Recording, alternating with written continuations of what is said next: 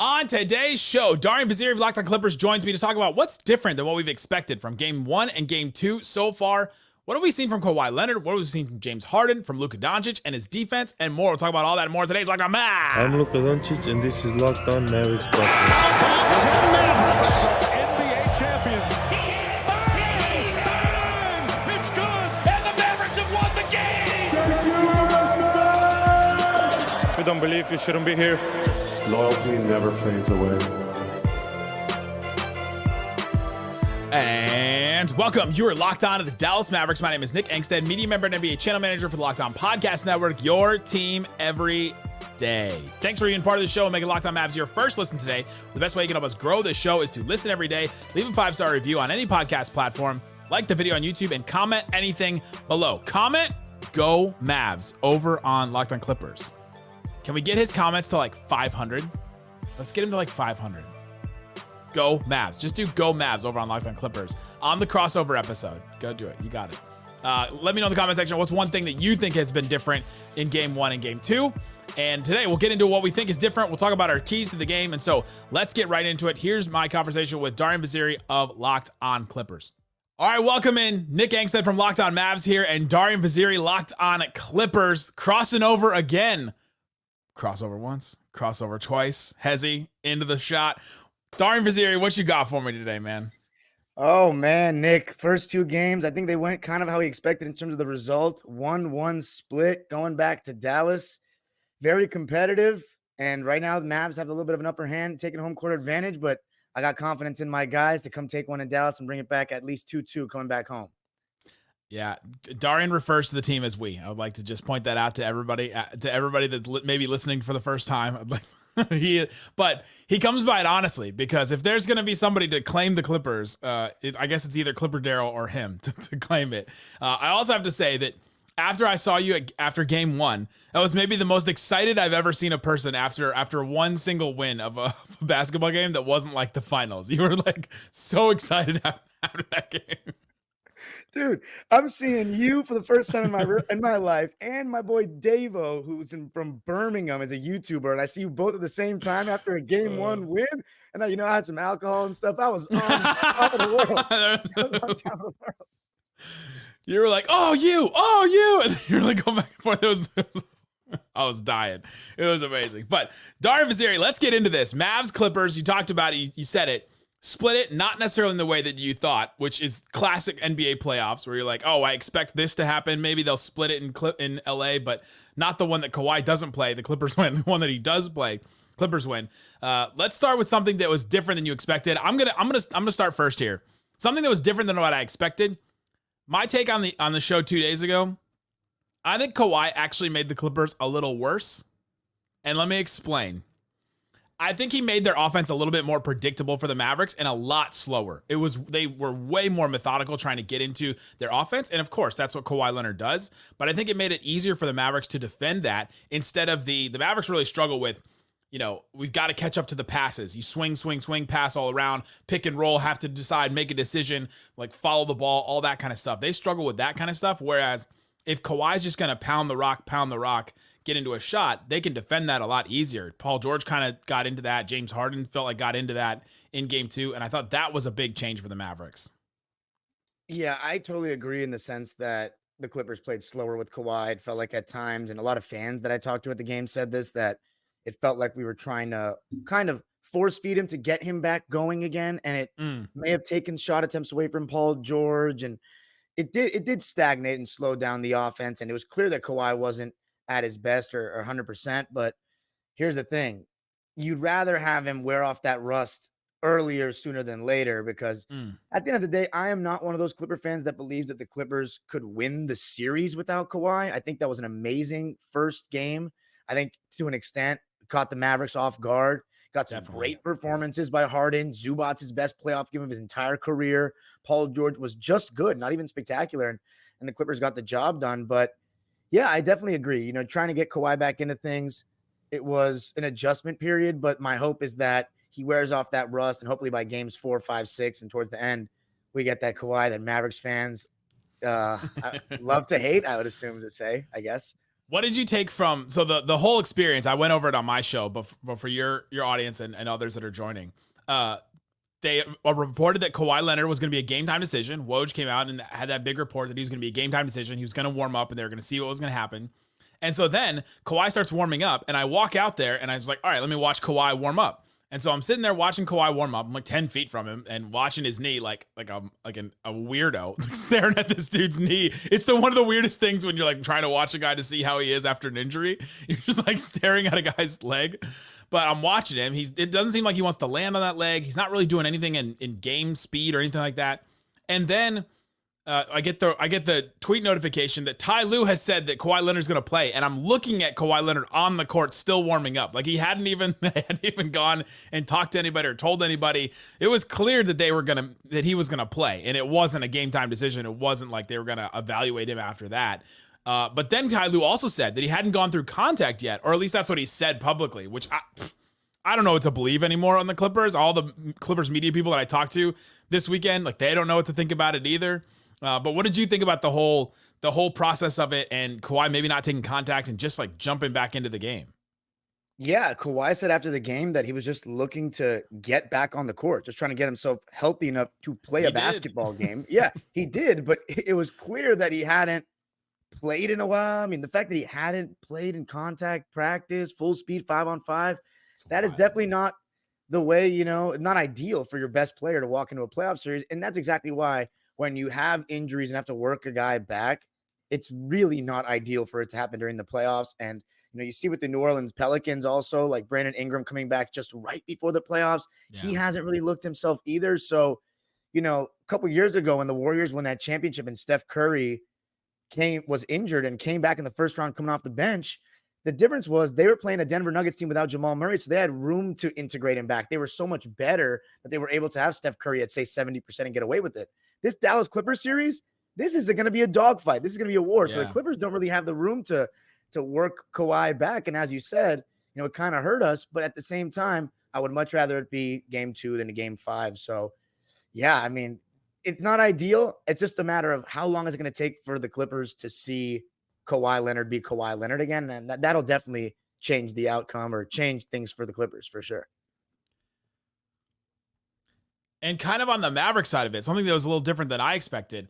I don't know that we've seen like top tier Luka yet, especially playmaking wise. Like I don't know that we've seen that player just yet in this series. And he's hit a couple of huge shots, obviously, but the difference in some of these games in a rock fight like that is maybe like 3 shots, and Luka made all 3 of the shots that he needed to, for sure. But yeah, I don't think we've seen that top tier level, definitely of playmaking Luka, of shooting Luka. Yeah, definitely in game 1 he didn't shoot that well, but I think that's something that's different than I expected. Is we haven't seen that version of Luka yet. From your angle of it, do you think that that's more? I'll give this one. I'll throw this one up to you. Do you think this is more of Clippers defense, or do you think this is just Luka missing shots? Definitely a cop-out response, but a little bit of both. I mean, I think the Clippers, we've done a pretty good job. I think Terrence Mann and Paul George, when he's been called upon, and even Kawhi to start game 2, did a pretty good job on Luka. And the hope is that Luka settles for jump shots, because in game 1, especially in the first half, I thought Kyrie and Luka were settling for so many contested jump shots. Absolutely. Yes. Yeah. And that definitely plays into the Clippers' hands. Of course, Luka is so incredible with that step back, but it's kind of one of those shots where as the defense, it's a step back 3 and it's contested. It's the shot you would probably want a guy to take. You're just going to have to put your hand up and hope for the best. And I think the Clippers have done a pretty good job overall on him. But at the same time, it is Luka Doncic. He makes those shots for a living, leading scorer in the NBA.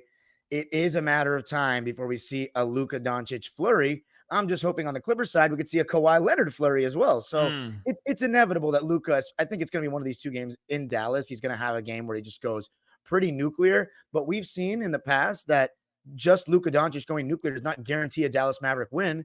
However, now you have a much better supporting cast around it, so we will see how it goes. I still have the confidence in the Clippers team that even if Luka Doncic does have like a 40-point game, that we could still pull out the win. And my major confidence in that respect is that I just think the supporting cast for the Clippers, like let's say you take Luka and Kyrie and then Paul George and Kawhi, as improved as supporting cast is for Dallas, I still think the Clippers have an advantage. It definitely is. Yeah. Yeah. Yeah, that's definitely been their advantage. Like those others, they have to be a lot better than the Mavericks others, and then the Mavericks stars have to outplay the Clippers star. That's like the whole formula for both teams, I think, in this one. The thing about Luka so far is I feel like he in that 14-0 run in the fourth quarter. I've gone back, I've watched that like 3 times now for different reasons, but it felt like he finally got into, all right, I'm going to post up. And I'm going to pick it apart. I'm going to pick this apart, and I'm going to throw to the right guys. And guys started hitting shots too, which definitely helped. PJ hit a big 3. Maxi hit a big 3. Luka got fouled on a play that I don't know if it was necessarily a foul. I don't know if you and I want to get into how weird the ref thing has been in the first 2 games of this series. But I feel like Luka finally got into that, where before that run and before even this game, I thought that his decision making was kind of odd at times. And he keeps hunting the James Harden matchup, which has not been like that great of a matchup for him. There was even a play in the fourth quarter of game 2 where he had Norman Powell on him. And I was like, oh, attack, like go after him. Do the Iron Man thing, attack, like that's your plan. And instead he calls Kyrie over, and then Kyrie has Harden on him, and he gets that switch and goes there. What have you thought about, like, let's just specifically the Harden matchup on Luka so far? So that's something that we talked about a lot, like who Ty Lue is going to allow to switch on to Luka. And I talked about it in the pod after game 2 on Locked On Clips, is that I think James has actually held his own in those one-on-one matchups for the most part. I think it's more like off ball. And then I remember in the fourth quarter, 2 offensive rebounds for the Mavs were a result of James Harden kind of falling asleep or not boxing out his man. But the thing about the Harden matchup that kind of concerns me is, while he has held his own one-on-one, there's a natural instinct from the Clipper players that's like, oh, Harden on an island against Luka, let's send help. As you saw, that play that Westbrook helped, when some argue he shouldn't have, because Luka, as you said, wasn't necessarily abusing Harden. Right. He helped off Kyrie Irving 1 pass away, no rotation from Kawhi Leonard at the top, and Kyrie's wide open for 3. And I was just like, oh my God, like that was just so easy for them. So it's going to be interesting to see if James Harden can continue to play solid defense against Luka. But I would not be surprised if the Mavericks just keep going to it and see if they can just wear James Harden down. But you're right. Norman Powell should be attacked as well. And I think PJ Washington, part of what got him going in the fourth, he went to the basket on Norm, hard left, stopped on a dime, and put up that little bank shot floater. Then he made his next 3. And PJ was missing chippies before that. So it really got him going. Absolutely. Coming up, let's talk about some more things that were different than what we expected in games 1 and 2. And then we'll give our keys to game 3 and 4 coming up. Today's episode is brought to you by Nissan. Nissan is the car that has the ability to go further. If you want to take things a little bit further, you can with Nissan. Check out the 2024 Nissan Rogue, perfect for city drives, great escapes. It has the class exclusive Google built in. It's your always updating assistant on call for almost anything. Gone are the days of connecting your phone. You've got the Google Assistant, Google Maps, and Google Play Store built right in to the 12.3-inch HD touchscreen infotainment system. 2024 Rogue is the perfect midsize crossover for your next adventure, as well as the 2024 Nissan Pathfinder. Room for up to 8, an expansive cargo capacity, advanced 4x4 capability with 284 horsepower with up to 6,000 pounds of towing. When adventure calls, the Pathfinder is there to find the path for you. No, it's there for the answer. Take the Nissan Rogue, the Nissan Pathfinder, or the Nissan Armada. Go find your next big adventure. Shop NissanUSA.com. Again, it's NissanUSA.com. Also brought to you by BetterHelp. Everyone has things in their life that keep you up at night. Maybe it's guarding Luka Doncic. Maybe it's something that is more relatable to a lot of other people. Maybe it's a relationship. Maybe it's a relationship with a partner. Maybe it's a friend. Maybe it's just something that someone said to you on the street that you just can't get out of your head. Everybody has something like that where causes you anxiety. Need to talk to somebody about it. We all just need the opportunity to get something off of our chest, whether it's big or small. Certain things can really just start to get to you. And if that's starting to happen to you, therapy can be the thing for you, and BetterHelp is there to help you, to get you started on your path. Therapy can be different for everybody. Most of us have bigger problems than our favorite sports teams. It's important to get things off your chest every once in a while. If you're thinking about starting to give therapy a try, give BetterHelp a start. It's entirely online, designed to be flexible, suited to your schedule. Visit BetterHelp.com/LockedOnNBA to get 10% off your first month. Again, it's BetterHelp, HELP.com/LockedOnNBA. Shut it down! Let's go home! I'll do that for the Locked On Clippers audience too. Thanks, everybody. Thanks, everybody, for hanging out with me on Locked On Mavs and Locked On Clippers, the crossover, listening every day, being part of the Raccoon Squad, which is what we call the Locked On Mavs listeners. Go comment on Locked On Clippers, go Mavs, and go comment on Locked On Mavs, go Clippers. Let's do that. It'd be funny if a bunch of Mavs fans commented go Clippers on just because on there. Also check out our 24/7 streaming channel, Locked On Sports Today, on YouTube and Amazon Fire TV. They have all kinds of great stuff. They have Locked On LA, Locked On Sports LA if you're interested in any of the LA teams. Also Locked On Sports Dallas. Killing the game. We're on top of it. We're on top of it right now. Both of our cities.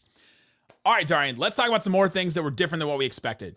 I want to talk about Zubac because he was different than what I expected. And you tried to warn me. He's older, he's better, he's grown, he's, more mature, he's learned, but to see him 3 plays in a row to start the game in game 1, go right at Gafford and to score right on him. I mean, I was surprised. Were you surprised even a little, like that they just went straight to him, that he scored on him all those possessions? Yes. I'm very surprised because I said that Ty Lue and so many Clipper fans have been calling for this. It's funny though. Zubac is such a, polarizing figure among Clipper fans, not the actual Clipper fans that attend games, but like the online crowd. There's some people that think Zubac is just not a starting center and all this stuff. And then there's a lot of them that think he's great. So one of the people that think he's great have had an issue with Ty Lue not throwing him the ball enough throughout his career because the guy has touch around the basket. It's so obvious. He's had that since he was on the Lakers. Right. And he's only improved. And now he has a left-hand jump hook. He used to never be able to turn over the right shoulder ever. So now that he has that, you'd think we'd feed him the ball more. And we started to towards the end of the season. That was the first time in the playoffs where we really said, Zoo, go get buckets. And I think it was awesome because I talked about it on the previews. I don't think with you, but I said that Gafford, I've seen that he can protect the rim better than some of the guys that Dallas has had in the past. But I watched your game against the Kings, and Sabonis was kind of, not dominating, but having his way in the low post. So I was saying, okay, maybe Zubac can take advantage of Gafford as a post defender. And you saw that it was happening. So really happy for Zoo and Gafford. In my opinion, these first 2 games has kind of been a non-factor. I thought Lively was a lot better last game.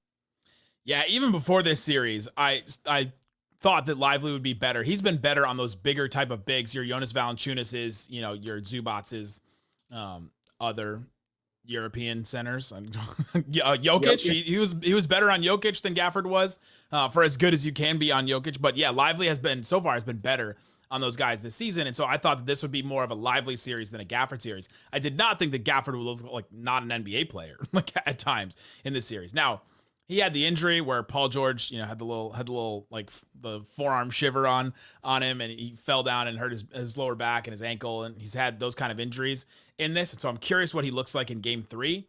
But I also wouldn't be surprised if Kidd decides to start Lively. That was one of my changes they should have made after game 1, and they went with Lively for more minutes. But I think that Lively just plays Zubac better, and I think that's a better matchup for him. And so yeah, I think both sides of the big man conversation are different than what we expected. Yeah, absolutely. I think what was interesting too was after the 2 fouls in game 2, the Clippers never really looked to get Zubac going in the post for the rest of the game. And that was something that a lot of Clipper fans took issue with, trying to force feed Kawhi instead of throwing it down to Zoo. And there was one possession where James Harden took a step back 3 when Zoo was in the post against Luka after Luka had just picked up his 3rd foul. I know there was only 5 on the shot clock, but Harden 4 on the shot clock to work in the post. I think that's enough time for Zoo to maybe get a good look off.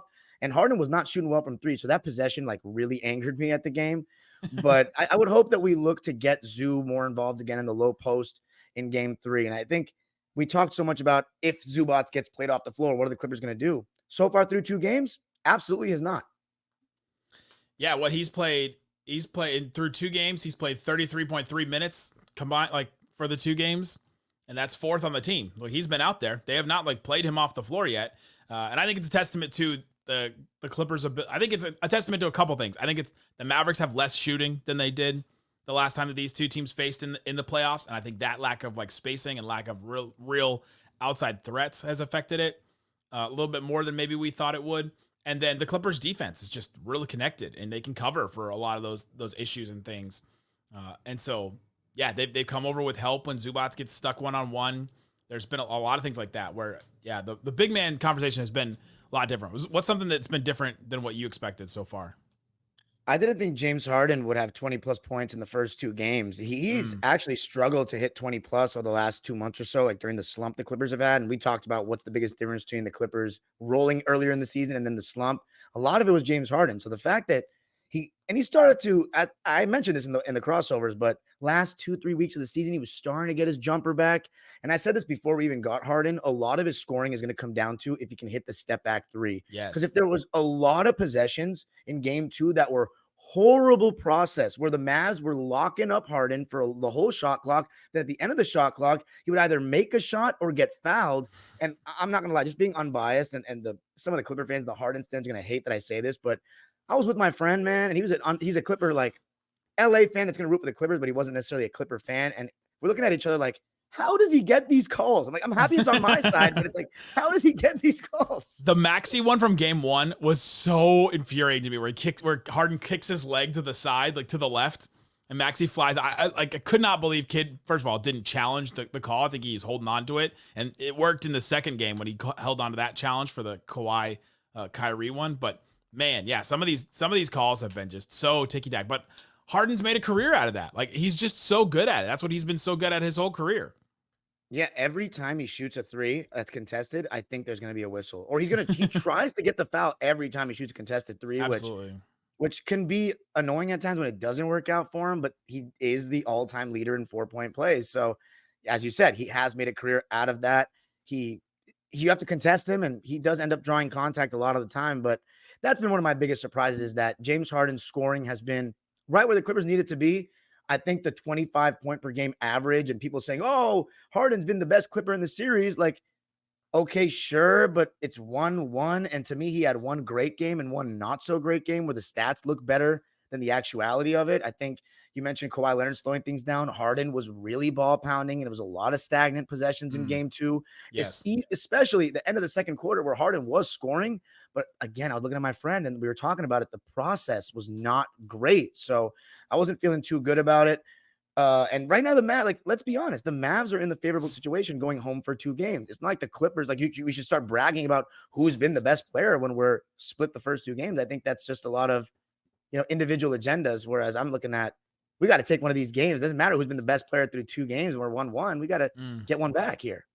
The Mavs offensive rating in both games was the exact same, 105.5, which is terrible. The Mavs have had worse offensive games the last couple of months when they've been really good and they've found ways to win those games. But yeah, their offense has been a lot worse than it normally has. But coming up, let's talk about our keys to games 3 and 4. What are things that we think our teams need to do to win these games? We'll talk about that and more coming up. Today's episode is brought to you by LinkedIn. LinkedIn Jobs helps you find the qualified candidates you want to talk to faster. If you're a small business owner, we know that you've got to have a bunch of different hats. You've got a lot of things going on. You've got to take money to this bank and do this, and you've got to, I don't know, what else do you do as a small business owner? You got to hire people, that's for sure, and LinkedIn Jobs will help you do that. You know that 70% of LinkedIn users don't visit other leading job sites. They just use LinkedIn. So if you're not looking on LinkedIn, you're looking in the wrong place. On LinkedIn, 86% of small business owners get a qualified candidate within 24 hours. It's not a long time. Hire professionals like a professional on LinkedIn. Post your job for free at linkedin.com/LockedOnNBA. That's linkedin.com/LockedOnNBA to post your job for free. Terms and conditions do apply.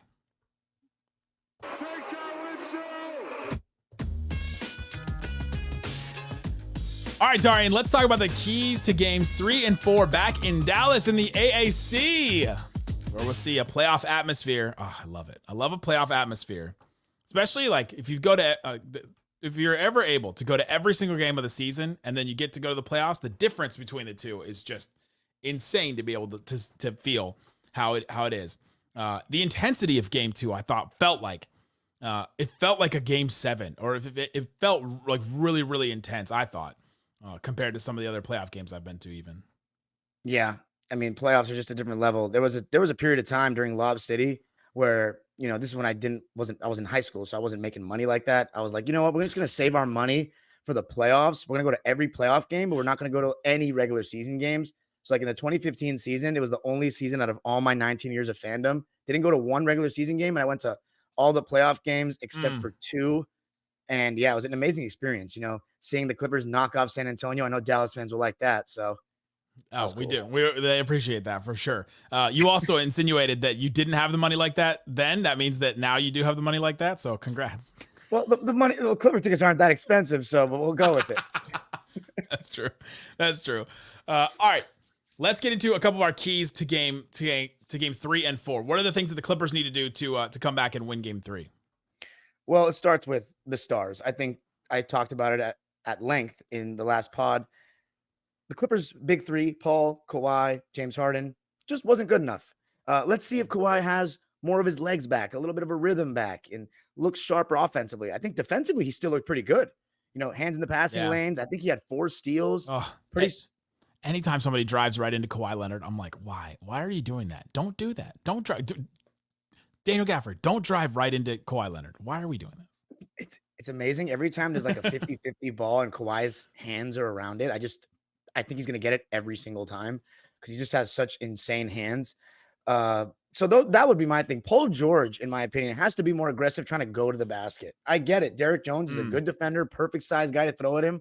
But I think the Clippers should look to try to get Luka Doncic and Kyrie Irving guarding Paul George. I don't think we've tried to hunt them with Paul George enough.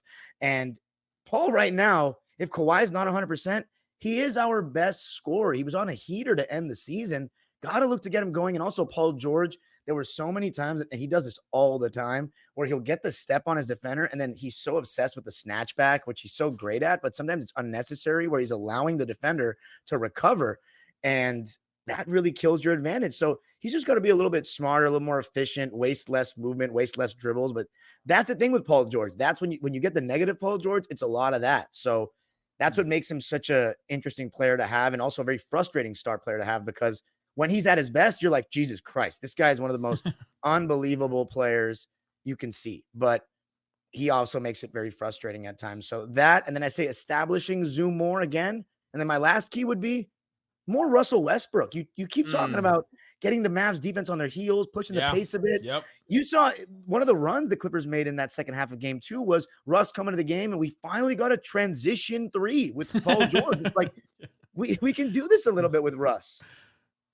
That was one of my things before the series. Is like, I think Westbrook is going to have, like, it's going to be a weird conundrum for Ty Lue, is that Westbrook does the things that the Mavericks struggle with, but can he keep Westbrook with the other guys on the court long enough for him to be impactful like that?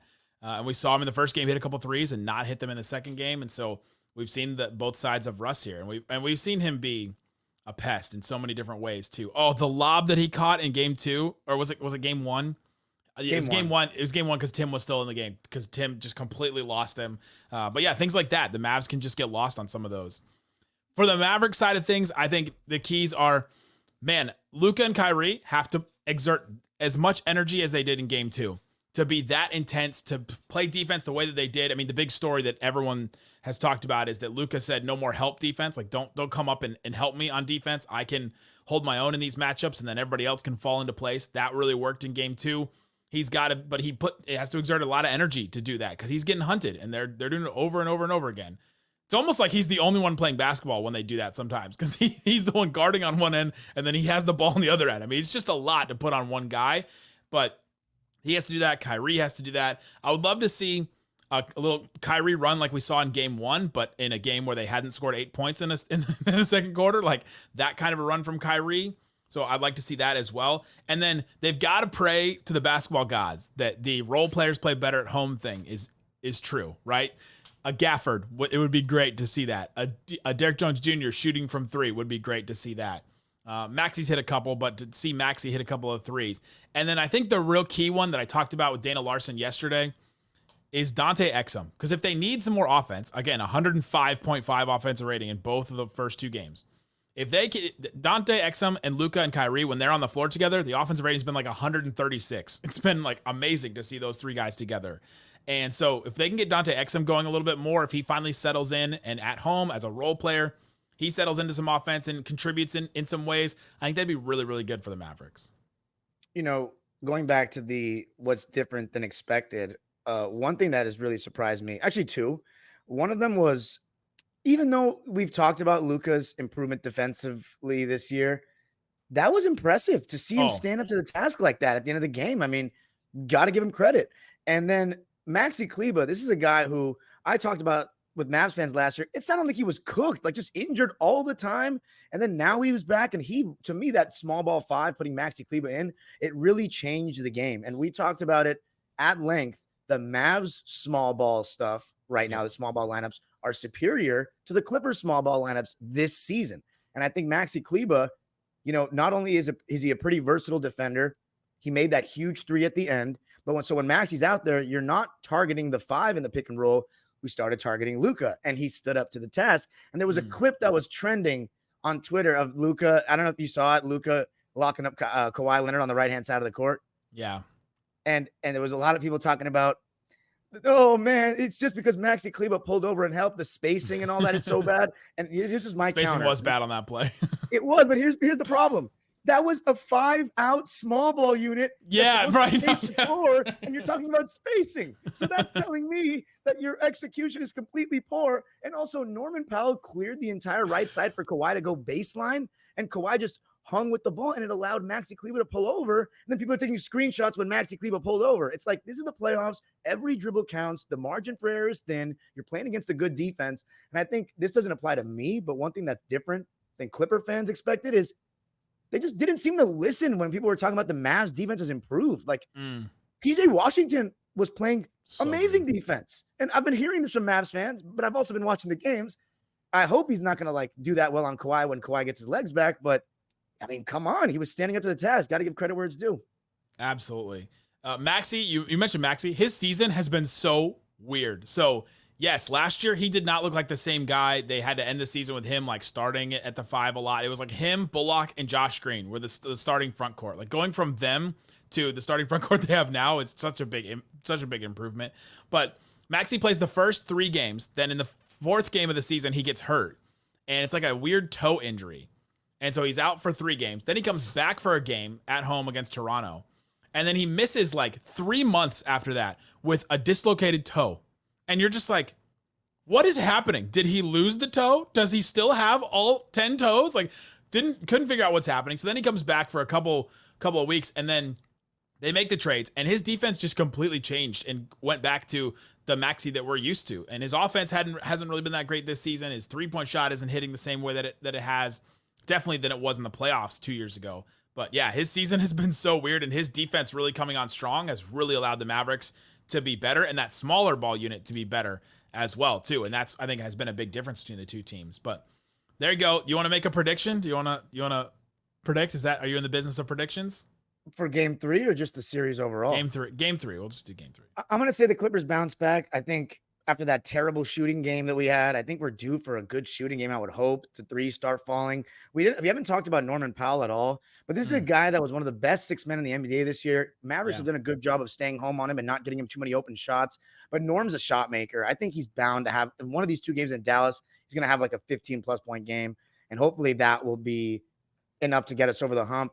I think the biggest adjustment for the Clippers is you got to make the Mavericks defense get into rotation. You have to create advantages offensively. You look at the 3-point shooting, and some Clipper fans are just saying we miss shots, but a lot of it's because I think the Mavericks didn't allow too many open looks. And that comes from, as we talked about, Luka staying in front and James Harden not looking as quick and settling, and Paul George snatching it back and not causing 2 to come onto the ball. So it comes down to the stars of the Clippers creating advantages by making the Mavericks help, and that will allow the open 3s. But if the Mavericks going to stay solid one-on-one defensively, then the Clippers aren't going to get the open 3s that they're so good at hitting.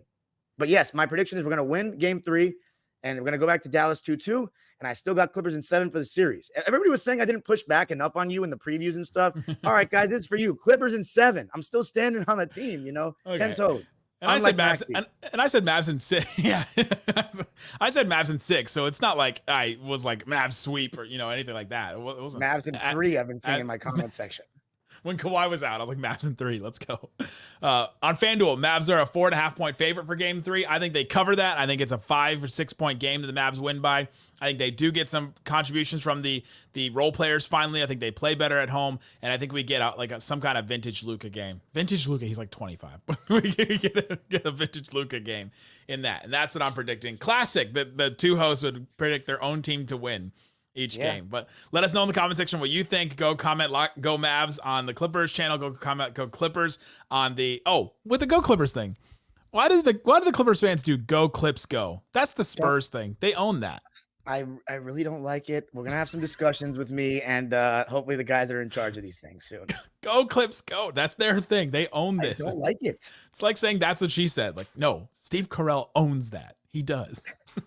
Yeah, that is the Spurs thing. I know go Ugh. Kings go though for the LA Kings. There you go. That's right. All right, there you go. Go check out Locked On Clippers, Locked On Mavs. Guys, thanks for listening to Locked On Mavs. Peace out. Boom.